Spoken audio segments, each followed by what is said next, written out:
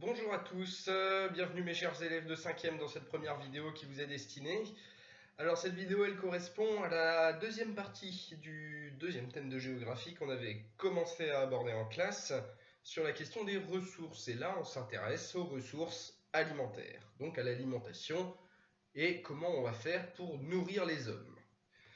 Parce que maintenant, vous le savez, depuis le début d'année, on l'a étudié, on a une forte croissance démographique aujourd'hui, ce qui va nous amener en 2050 à être plus de 10 milliards, et il va falloir nourrir tout ce petit monde.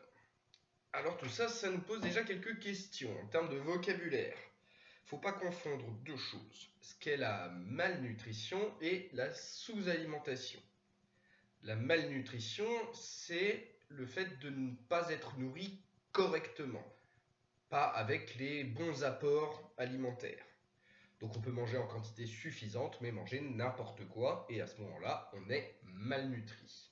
La sous-alimentation, par contre, c'est le fait de ne pas avoir assez à manger.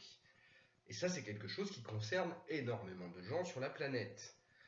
On estime qu'on a aujourd'hui un habitant de la planète sur 7 qui est en situation de sous-alimentation, qui n'a pas assez à manger.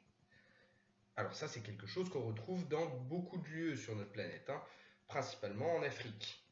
En Afrique, vous avez de très nombreux pays qui sont dans une situation absolument dramatique. C'est le cas beaucoup dans l'Afrique subsaharienne, donc dans les régions qu'on appelle l'Afrique équatoriale et l'Afrique australe, le sud du continent, où là, vous avez parfois plus de 30% de la population qui est en situation de sous-alimentation, qui n'a pas assez à manger.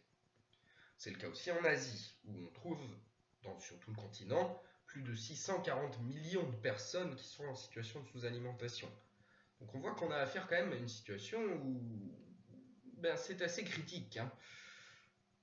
Pour autant, est-ce qu'on produit assez à manger à côté? Eh ben oui. C'est ça qui est étonnant, c'est qu'aujourd'hui l'agriculture humaine, elle permet de produire assez à manger pour 12 milliards d'habitants. Mais alors, comment ça se fait?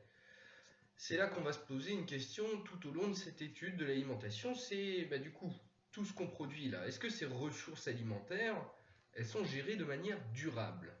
Alors qu'est-ce que ça veut dire de manière durable? Parce que c'est un terme qu'on emploie souvent, le développement durable. Alors le développement durable, c'est trois choses, enfin c'est plutôt un mode de développement qui se trouve au carrefour de plusieurs idées. Alors voici ça représenté sous forme de schéma. Donc on a notre développement durable ici au milieu, c'est ce qu'on cherche à atteindre. Pour ça, il faut qu'on réalise trois choses.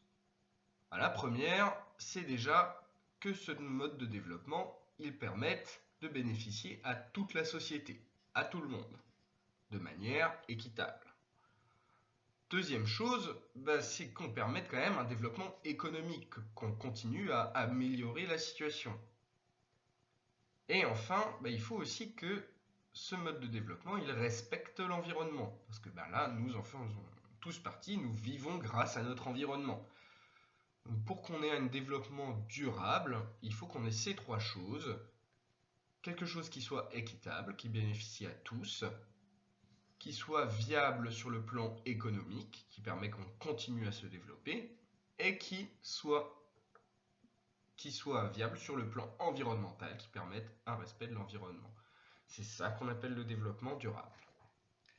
Alors maintenant, comment on va faire pour savoir si les ressources alimentaires elles sont gérées de cette manière dans le monde? D'abord, on va aller s'intéresser à un pays en particulier. On va aller s'intéresser au Honduras. Et là, je parie que vous n'en avez quasiment jamais entendu parler de ce petit pays. C'est un tout petit pays d'Amérique centrale, le Honduras, dont on parle très peu. C'est un pays qui est habité par 9 millions de personnes, donc moins que la ville de Paris. Vous voyez, il n'y a pas beaucoup de monde au Honduras. C'est un pays tropical et équatorial, ça, on y reviendra. Sa capitale, c'est Tegucigalpa. Pas facile à prononcer, mais une magnifique ville, et je vous encourage à aller regarder sur internet des images de Tegucigalpa, je vous promets que ça vaut le détour. Et le Honduras, il est marqué par plusieurs problèmes. C'est un pays en développement, mais qui est dans une situation parfois très problématique. Vous avez beaucoup de violence au Honduras. C'est un des pays les plus violents du monde, où il y a le plus d'homicides au monde. Un homicide, c'est quand un homme en tue un autre. Donc, à quoi est due cette violence? En grande partie à la pauvreté. à la pauvreté et aux gangs. Vous avez beaucoup de gangs qu'on appelle les maras, qui sont présents dans toute l'Amérique centrale, mais particulièrement au Honduras, qui sont des gangs absolument terribles et très violents, qui participent à toutes sortes de trafics, donc trafic de drogue, d'armes, trafic d'êtres humains. Bref, on est dans une situation assez dramatique, et la police hondurienne a bien du mal à résoudre ces problèmes-là. Ça, c'est une partie des problèmes. L'autre partie, celle qui nous intéresse le plus ici, c'est la situation alimentaire du Honduras. Parce que le Honduras, c'est un pays qui gagne beaucoup d'argent avec ses ressources alimentaires. Plus de 100 millions de dollars tous les ans. Alors comment? Eh bien grâce à la palme africaine. La palme africaine, c'est une espèce de palmier dont les fruits sont utilisés pour produire ce qu'on appelle l'huile de palme. Cette huile de palme, vous en avez peut-être déjà entendu parler, mais elle est présente dans beaucoup de produits alimentaires qu'on utilise couramment en Europe de l'Ouest, qu'on utilise en Amérique, qu'on utilise un petit peu partout sur la planète. Alors je pense à quel produit là? L'exemple classique, c'est le Nutella. Le Nutella, il y a de l'huile de palme dedans. Il y a aussi des produits de beauté qui utilisent l'huile de palme. Bref, c'est quelque chose de très répandu. Et beaucoup de cette huile de palme est cultivée au Honduras.